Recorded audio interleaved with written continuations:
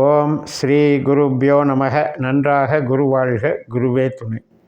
பரபிரம்ம ருத்ரகாயத்ரி ஞானஸ்தலத்தின் அன்பர்களுக்கு வணக்கங்களும் வாழ்த்துக்களும். கும்ப லக்னத்திற்கு இந்த பதிவு குரு ரிஷபராசியில் செவ்வாயினுடைய நட்சத்திரத்திலிருந்து சந்திரனுடைய நட்சத்திரமான ரோகிணி நட்சத்திரத்துக்கு வர்றதை பற்றி வக்கரகதியில் இந்த சார மாற்றத்தின் பலன் என்ன அப்படிங்கிறத பார்க்கலாம்.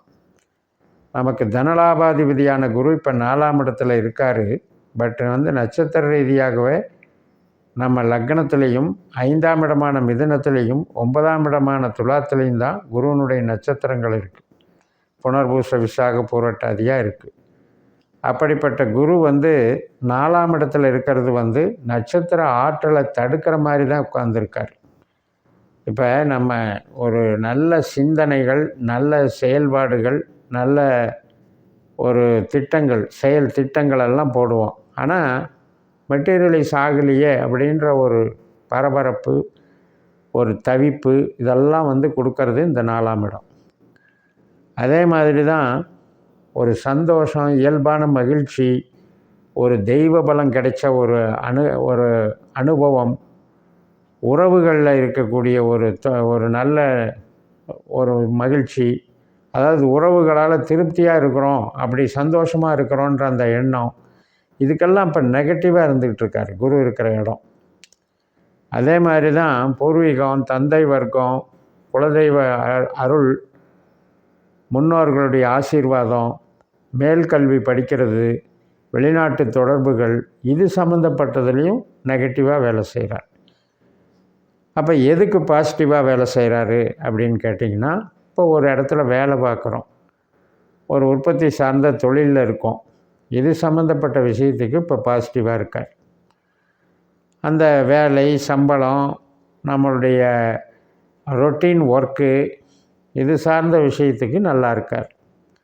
அப்போ எந்த விஷயத்துக்கு நல்லா இருக்குது, எந்த விஷயத்துக்கு நல்லா இல்லைங்கிற பார்க்குறது தான் கரெக்டான ஜோதிட முறை.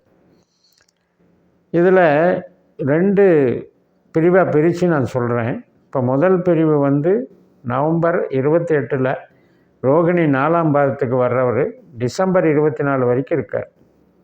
அதுக்கப்புறம் டிசம்பர் 24லிருந்து பிப்ரவரி 2025 பிப்ரவரி 5ஆம் தேதி வரைக்குமே நமக்கு ரோகிணி 3ஆம் பாதத்துக்கு வர்றார். இந்த 2 பிரிவாக நம்ம பலன்களை பார்க்கலாம். இப்போ முதல் பிரிவில் பார்க்கும்போது இந்த மாதிரி வேலை பார்க்குறது, உற்பத்தி சார்ந்த துறைகள், இதுக்கெல்லாம் நல்லது பண்ணுறார். அதனால் இப்போ ஒரு ரியல் எஸ்டேட் பண்ணுறவங்க, பில்டிங் கன்ஸ்ட்ரக்ஷன் லைனில் இருக்கவங்க, ஸ்பேர் பார்ட்ஸ் பண்ணுறவங்க, குழந்தைகள் சம்மந்தப்பட்ட ஒரு ப்ரொடக்ஷன் சென்டர் மாதிரி வச்சுக்கலாம். இப்போ குழந்தைகள் சம்மந்தப்பட்ட ஒரு கேம் சென்டர் வச்சுருக்காங்க அப்படின்னா அது மாதிரி. இப்போ 4ஆம் இடம் அப்படின்னு எடுத்துட்டிங்கன்னா, இப்போ ஒரு டியூஷன் நடத்துகிறோம், ஒரு விஷயத்தை சொல்லி கொடுக்குறோம், டீச்சர் ஒர்க் பண்ணுறோம், இதுக்கெல்லாம் சப்போர்ட்டிவாக இருக்கும். அதே நேரத்தில் சம்பளம் வாங்குகிற வேலையில் நமக்கு பிரச்சனை இல்லை, நல்லா போய்கிட்டுருக்கும். இப்போ சொந்தமாக நம்ம இடம் வாங்குகிறோம், வீடு கட்டுறோம், வாகனம் வாங்குகிறோம், அதுக்கெல்லாம் நல்லா போயிட்டுருக்கும். ஆனால் உறவுகளுக்கு நல்லா இல்லை. கணவன் மனைவி உறவு, மூத்த சகோதர சகோதரி வரை உறவு, இளைய சகோதர சகோதரி வரை உறவு, நண்பர்கள் வழியில் வரக்கூடிய ரிலேஷன்ஷிப்பு, இது எல்லாத்துலேயுமே கொஞ்சம் நெகட்டிவாக கொடுக்குறார். அதாவது ஒரு மனமகிழ்ச்சி, ஒரு ரிலேஷன்ஷிப்ஸு, இதை கெடுக்கிற மாதிரி விளைவை இந்த ஃபஸ்ட் ஹாஃபில் கொடுக்குறார். செகண்ட் ஹாஃபான பிப்ரவரி 5 வரைக்கும், அதாவது டிசம்பர் 24லேருந்து பிப்ரவரி 5 வரைக்கும் அதில் கொஞ்சம் ரிலீஸ் பண்ணுறார். உறவுகளுக்கு நல்லா இருக்குது, உற்பத்தி சார்ந்த தொழிலுக்கு ஆகாது, ஆனால் மூளை உழைப்பு சார்ந்த தொழிலுக்கு நல்லாயிருக்கும். பட் இப்போ இதில் கரெக்டாக தெரிஞ்சிக்க வேண்டியது, ஃபஸ்ட் ஹாஃபில் வேலைக்கு நல்லா இருக்குது, உறவுகளுக்கு நல்லா இல்லை. செகண்ட் ஹாஃபில் 2க்குமே நல்லா இருக்குது, அப்படி எடுத்துக்கலாம். அந்த வகையில் இந்த குரு இப்படி படிப்படியான ஒரு நிலைமையில் நம்ம கொண்டு போவோம். இப்போ வக்கர நிவர்த்தி ஆகிற வரைக்கும் நான் இதை பிரித்து சொல்லியிருக்கேன். அடுத்தடுத்த பதிவுகளில் அந்தந்த டைமுக்கு 1 மாதம் 2 மாதத்தில் அக்யூரேட்டாக அந்த நட்சத்திரம், உபநட்சத்திரம் என்ன செய்யுதுன்னு பார்த்து தான் நம்ம அதை பகுத்து பார்த்து சொன்னோம்னா நமக்கு அக்யூரேட்டாக இருக்கும். இப்போ ஒரு வருஷத்துக்கு அடுத்த குரு பயிற்சி வரைக்கும் நம்ம சொல்லிட்டு போகிறதுங்கிறது உங்களுக்கும் அது ஞாபகம் இருக்காது. அந்தந்த நேரத்தில் நமக்கு கிரக சஞ்சாரங்கள் மாறுறதுனால அந்த கான்செப்டை எடுத்து சொல்லும்போது தான் கரெக்டாக இருக்கும். அதுபோக நம்ம அடிப்படையில் நமக்கு திசா புத்தி அந்தர சூட்சமோ குருவோ சந்திரனோ இருக்கான்னு பாருங்கள். அது இருந்தால் தான் இந்த பாசிட்டிவாக இது வேலையெல்லாம் நடக்கும்.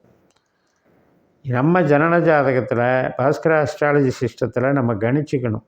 நட்சத்திரம் உபநட்சத்திரங்கிறது ஒரு கிரகத் அப்படிங்கிறது ஒரு நட்சத்திரத்துலேயும் ஒரு உபநட்சத்திரத்துலேயும் போகும்.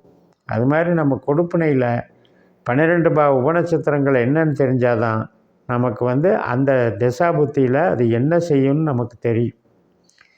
அந்த அளவுக்கு டெப்த்தாக போய் நம்ம பலன் எடுக்கும்போது கரெக்டாக நம்ம கேள்விகளுக்கான பதில்கள் கரெக்டாக கிடைக்கும்.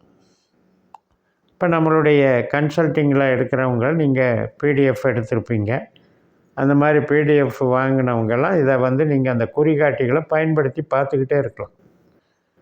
இந்த கோச்சார பலனெல்லாம் சொல்கிறதுக்கு நீங்கள் அந்த குறிகாட்டிகளை பயன்படுத்திக்கலாம். அப்போ ஒரு குருங்கிறவர் எல்லாத்துக்கும் நல்லவராக இல்லை, எல்லாத்துக்கும் கெட்டவராக இல்லை. அதே மாதிரி ஒரு கோச்சாரத்தில் ஒரு கிரகம் பலன் தரணும் அப்படின்னா நட்சத்திரத்தின் ரீதியாக பலன் தரும். அப்படி பலன் தரும்போது நமக்கு அந்த திசாபுத்தி அந்தரம் நடந்தால் தான் அந்த பலன் அது நிகழ்வான்னு நடக்கும். அதனால் எல்லா பதிவுகள்லையுமே நான் சொல்கிற பதிவுகளுக்கு உண்டான மீனிங் நம்ம ஜனன ஜாதகத்தில் திசாபுத்தி அந்தரம் அந்த கிரகத்துக்கு நடக்குதான்னு பார்த்துப்போம். அந்த வகையில் இது வேலை செய்யும். தொழிலுக்கு நல்லா தான் இருக்குது, சிறப்பாக இருக்குது. மெயினாக நம்ம கும்பத்துக்கு பொறுத்த வரைக்கும் பூர்வீகம் சார்ந்த விஷயம், தந்தை வர்க்கம் சார்ந்த விஷயத்துக்கு கொஞ்சம் நல்லா இல்லை. அது இந்த குரு பயிற்சி வரைக்குமே கொஞ்சம் எச்சரிக்கையாக பார்த்துக்கணும். இப்போ தந்தைக்கு உடல்நலம் இல்லாமல் போகிறது, வெளிநாட்டு படிப்பு படிக்கலான் இருந்தேன், அல்லது இந்தியா லோக்கலில் உயர்கல்வி படிக்கலான் இருந்தேன், அல்லது பிஹெச்டி அப்ளை பண்ணியிருக்கேன், ஆனால் மெட்ரிலைஸ் ஆகலை, தடை ஏற்பட்டுக்கிட்டே இருக்குது, ஹையர் எஜுகேஷன் நமக்கு லாக் ஆகிக்கிட்டே இருக்குது அப்படிங்கிறதெல்லாம் இந்த குருவினுடைய தன்மை நம்மளுக்கு செட் ஆகலை. அதே மாதிரி பூர்வீக சொத்து கிடைக்கல, பூர்வீகத்துக்கு உண்டானது நமக்கு கரெக்டான ரூட் இருந்தும் அது எப்போ கிடைக்கிறதுக்கு தடையாகிக்கிட்டே இருக்குது, அல்லது அதில் ஏதாவது ஒரு வழக்கு நடந்துக்கிட்டே இருக்குது, அதுக்கு முடிவுக்கு வராமல் இருக்குது. இப்படிப்பட்ட நிலைகள் தான் குருவினுடைய நிலை.